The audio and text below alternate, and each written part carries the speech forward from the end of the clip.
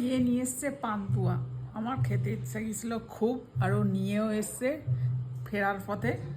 আমার তো খুব ভালো লাগলো, কিন্তু চারটে আমি খাবো না। আমি মিষ্টি খেতে খুবই ভালোবাসি, কিন্তু আমি মিষ্টিটা খাওয়া কন্ট্রোল করি।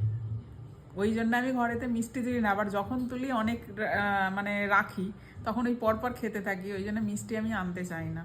তো মেয়ে নিয়ে এসছে, কী জানি কী ইচ্ছা গেছে, হয়তো আমার ইচ্ছাটা মেয়ে হয়তো ভেবেছে যে ওই জন্যই হয়তো মিলে গেছে, হয়তো মন থেকে ও ভেবে নিয়েছে যে আমারও ইচ্ছা গেছে। বাবু খাবি তো? হ্যাঁ, ঠিক আছে, আমি দুটো খাবো আর তোরা দুজনে দুটো খাবি। আমি খাবো না। কেন খাবি না? খাবো না, বেরিয়েছি, খেতে তো হবেই।